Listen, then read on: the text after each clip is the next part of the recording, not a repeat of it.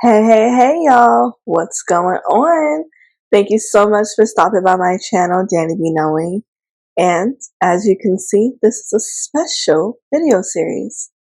So, to celebrate the month of October, Ancestor Month, Month of the Dead, whatever you want to call it, I'm going to do a series about me, my journey of how not only me discovering or basically coming to terms with the fact that I'm a psychic medium and what has led me here.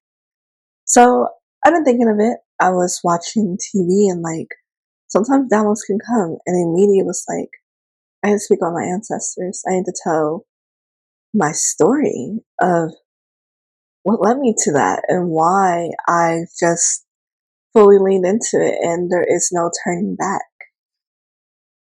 It wasn't just a phase, me reading cards, me doing readings wasn't just a phase or something that I was just doing to be a part of the wave. It's me. So I just thought it would be very important just to give you insight who I am, what is my purpose and intention of being here, of having this channel. And if you've been watching my channel and seeing what I've been discussing and how accurate it's been, is a lot of secrets coming out, some deep secrets, and it could possibly dealing with a male celebrity that might come out. Hey yo, even if my name was Natalie Nunny, bitches still couldn't check me. That's word to Chanel, they ain't nothing to So the future of Twitter, I'm getting an eBay feeling. I think we can really see Twitter turning into a common place to sell things over. You know how Facebook has a marketplace? I can see Twitter coming into ways of that. Also, we're gonna hear a lot more of the case with Tory and Meg coming up. What's gonna be interesting about this case is, and I'm seeing here, justice is looking to be in the favor of the one that is actually the victim. So, shout out to you, Meg. The cards, though, with Biden. As you saw when he said COVID was over, his team quickly came out, was like, that's a lie. We're going to see a lot more things being discussed. He's going to be called to fire for a lot of things even more as he's doing interviews. And it's not going well for Joe. It's probably okay. Why is she giving it to us? Right? And it's because it's something that affects us all as a collective. Information is knowledge, and knowledge is power. And we need that. We need that to make the best decisions for ourselves, which is why I gear towards things like the housing market, the economy, social media. It just offers some insight. And I just wanted to discuss my beginning. I think nothing I know, this is very important for my ancestors, my way of venerating and celebrating them this month. I'm going to be doing my own celebrations, but think of this as a way of you being a part of me celebrating and recognizing my motherfucking dead. I'm here to shout them out, to praise them, to share how working with them has helped me mentally, physically, emotionally, and spiritually. And why I hold on to this identity and why nothing or no one will ever make me question how real this all is. Yeah. So let's get started. The intro of moi. As you know, I'm Danny. And the start of my journey of me intentionally taking the start in steps was 2019. And when I say intentionally, it's because I feel like my ancestors are trying different ways of knock, knock, hello, of getting me to start my journey. And I'm hard-headed. I needed something to happen. I needed something to be taken from me in a sense to show there's other ways of taking a path and how I'm so focused on these things and the detriment it's causing me. And that was my stability. And so they're like, your ancestors took away your stability, and now you're hyping them up. They didn't take away my stability. They helped me see that I can't rely on other things and people to give me stability, because they didn't take the job from me. The job was already miserable, right? It was more about me trusting myself and believing in myself that I am far more capable than when I give myself credit for. So let's start from the beginning. It's 2019. I've been a part of a company that I was very much miserable at. I wasn't being treated the best. I was going through microaggressions and, all the things that we hear from every Black woman in the book of time. And this is not minimizing my experience. It's just me not wanting to go through the separate instances, because that is a whole other thing. But it was affecting me. Crying in stalls, ending my day with so much weighing on me, while in the midst of going to USC, being a part of a writer program to work on my book that I wanted to publish. I was working on a mystery book at the time that I'm coming back to round to ones right. So, I'm busy. I'm working on a book. I'm working at this company. So January 2019 happens. I get laid off. Mind you, I was looking for a new job, and I felt like, because I grew up in this sense, in our family, you don't just quit because a job isn't working. You find a new job, you get your backup, you quit. And I didn't have a backup. And it's another job finding a job. I just did not expect not having a job while finding a job. And I remember when the layoff happened, I wasn't shocked by it. If anything, my psychic abilities are kind of kicking up, of me recognizing, like me knowing things before it happened, my intuition, trusting that. I had an idea something along this was going to happen. I didn't know how it was going to play out. I didn't know what that was going to look like. And so it happens, and layers of trauma are there. Layers of trauma I'm not taking time to recognize, losing my job, kind of being afraid of what's to come. What about my rent? What about my car? I was taking care of myself. I was living up on my own. And what was that going to look like for everything? Right? So going through that, and I also ended up in a relationship. I'm working on a book. The hijinks, the things that were happening, something straight out of a movie, y'all. Like, it's crazy when I think of it, but it's my story, and I'm gonna share it here. So,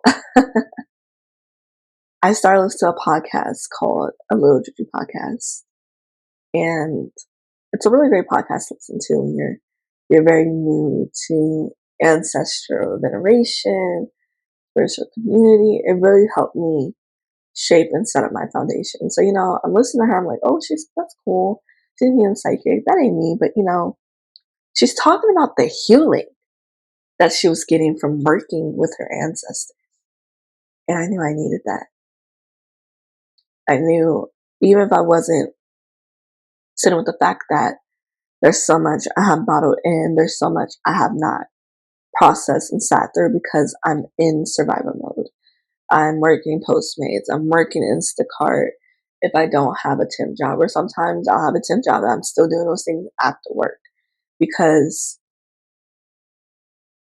some temp jobs pay a really good amount where I don't have to do any extra work on the side. Some pay enough for me to get like a little base pay, but then I got to raise about extra couple hundred just to hit rent and just to hit certain bills, right? So I'm in a place where my stability every month is questioned, and I am just stressed. I am just not living, right? And broke. So I'm depressed. So I remember I was listening to a podcast and one day I wrote down the things I need for an altar. I was like, I'm gonna make one. Didn't make one. I was still running around here doing Instacart, Postmates, temp jobs, trying to do all these little promotional things to make some extra money, trying to get to the bag. And I look at a thread, I think it was from Juju. She was like detailing basically, you know, to make your altar. Like, what are you doing? Like, this is something very important, not just for you to help you heal, but generational healing, your ancestral healing. This is what's going to help you get abundance, right? It heals 7 generations forward, 7 generations backwards. I'm just like, okay, I gotta do this. Like, I'm seeing this again. So I pick up that notebook. Because weeks later, I'm about to write down again how to make an altar. But it felt like somebody knocked down in my hand. It fell, flipped onto the page of what I needed to make an altar. So I look around like, okay, I hear you. I get this. I get the signs. I'm picking up what you're putting down. Literally, I ain't no way to see. Ain't no other way to see it. It's here. So I'm like, okay, I'm gonna do this. I'm going to make an altar. I'm about to work with my ancestors. I go make an altar, set it up. Right. I set the altar because at this point I had 4 people that I've lost over the years that I'm very close to. All men, grandfathers, uncles, and I really miss them. I recently, like I said, this was 2019. 2 years before, 2017, week before Christmas, lost my grandfather to cancer. Next year, around May, lost my uncle on Mother's Day. And they're so close together. You're trying to grieve through one, and no one smacks you. And that took a toll on me. That I recognized at that point I did take a week off of work and stuff. I remember that took a toll on me. It was still having a toll on me. Especially going through these big life events such as a layoff, struggling finding work, feeling like you're not adequate enough, like you're not prepared enough, but you have the experience, you have the communication, you have the ways, and no one wants to give you the chance. And then you're doing temp jobs to keep active work, but then you're being judged for having temp jobs. You're being judged for being laid off, even though you're told you're not going to be judged for being laid off. So I'm like at this altar thinking of what's happened so far, crying. I can feel them as I do my prayer, calm down. I feel it down my spine, I feel it on my shoulders. I'm just like, I feel y'all here. Like, I needed this. I needed this. I don't know everybody else, you know. Some people probably met as a child, people that passed, but I'm like, okay, I'm gonna work with this. I go to bed that night and I wake up around 3 to 4 a.m. And for those that know, those are ancestor hours. If you ever be waking up 3 to 4 a.m., there's probably a message you need to be like on the lookout for. I'll like sometimes meditate and automatically write, depending on what I'm being called to receive that message. And I hear jazz music and I feel like hot energy, like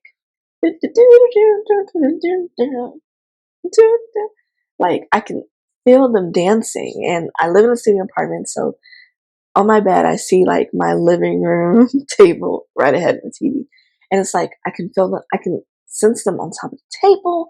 I see them dancing. They're celebrating. Okay, they're having a family reunion. They're like so happy that I called on them. And so I wake up next morning because, mind you, the person I was with at the time, they wake up as well because they're like, it's hot in here. It's hot. I have windows open and it felt like 90 something degrees, like an oven. And then I wake up next morning, I like sat at my altar. I'm like, I feel like y'all were here last night. It's like, maybe I was just excited. Maybe it just got it got really hot last night. You know, we live in Long Beach, we live in LA. Shit happens. I look at the weather app, 56 to 63 degrees it was the night before. Or maybe lower. But it wasn't hot enough to even be near that high. And I sat back and was like, oh, say play, this is for real. You can feel them. And whenever I do readings and the room starts getting hot, I'm like, oh yeah, your ancestors right here. Do you feel that? You can physically feel how real these things are. It ain't for play.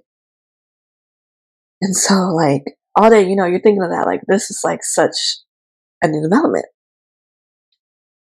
And so I'm like, okay, I'm building this relationship with them. Now I'm getting crystals. Now I'm meditating. A couple weeks later, and I'm being introduced to my inner child. Teleported back to where I grew up at in Inglewood and having to face certain things I have not faced at all. I don't have a lot of memories of my childhood, but I do have a lot of good ones and stuff that I don't remember. Like, some people like, I remember I was 5, 6. So it jumps to like middle school where I have great memory on from there, basically. And so sitting with them and meeting my inner child and having to face things that I've shoved away that I couldn't deal with at the time or heal from because I was in survival mode. I was taking care of my brothers. I'm a sister to younger brothers, older sister syndrome. I didn't have time or the ability to deal with the fact that I'm psychic. I'm a medium. It's just tunnel vision, and that's how I set my life up as. And so, I needed the foundation of my ancestors to start that work because it's heavy. Shadow work is continuous. You have to face your shadow. You have to accept it. You have to heal. You have to look at those things that pop up in the middle of the night when you're about to go to sleep and you don't want to deal with them, so you pretend like you never thought of them. Shadow work. And so I start there. I'm working with that. I'm realizing some things that little Danny kept a secret. That was painful. That no child should be keeping. And facing that and healing opened a whole new world. It healed a lot of my pain points, my aggression, my lack of ability of allowing people close to me in a certain way that I couldn't control. I healed a lot of controlling issues, still going through it, but I needed control over everything. And that's why unemployment was so hard for me. Having to find faith, having to believe in my visions, having to believe in what my ancestors were telling me, my intuition, as things were not happening as fast as I wanted them to. Letting myself cry and feel, giving myself grace, as Black women are not often given grace, and therefore we don't give ourselves grace and other people grace. What is grace? What does that look like for me and for others? And why should I have that? Building my altar humanized me. I am human. I feel. I'm not some superhero that can take on all the things in the world. Healing and working my altar made me realize how much I hate the word strong. Vulnerable moment. And people are like, well, you're strong. What I'm going through still hurts. I still feel this pain, these things. Am I strong? It makes you question, am I strong? If I'm still feel like I'm brought down by this. Am I worthy enough to get a new role? Like, am I worthy enough to be asking for this salary? I have all this experience. This had me face a lot of things that I was comfortable being in. I was comfortable not being in the spotlight. I was comfortable in not standing out. And that's what leading into me being medium psychic was going to have me do, stand out, right? You tell me about you walk around anywhere, you're like, oh, I'm medium psychic. It causes eyebrow raise. It's like, And I had to step in that. It's also helped me heal relationships with people that passed and discuss things that we weren't discussing. And it's giving me so much knowledge on my ancestors. The way they tell me their stories when I sit and listen to them. They share advice through visions or whatever. It can happen for you too.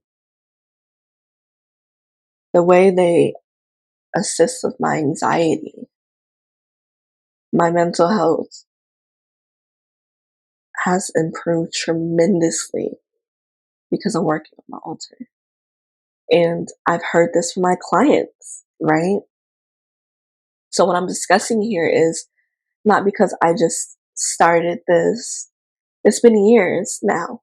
And I can share the story of building and work with my ancestors and how it led me to having my confidence and how it's led me to having the stability I have now. Because 2-3 years ago, I didn't see that. I didn't see that. I saw it, I felt it, I wanted it, but now I'm living the dream that I gave myself years ago. I'm going to share with you how that happens because it takes time. You don't start your altar, everything just turns out better. You start to see the growth, you start to see the progress. I'm going to share that with you of leaning into my gifts, building that confidence, how leaning into my spiritual journey helped shape me, helped me heal. And if you love this introduction, then I cannot wait to lean you more into it, to get into all the things and to shout out my dead, my people, my loved ones. And this is my story of how my ancestors helped me with gaining my stability and my healing and continues to do so. And I'll catch you next time. Happy Ancestor Month. And y'all have a great day now. Bye.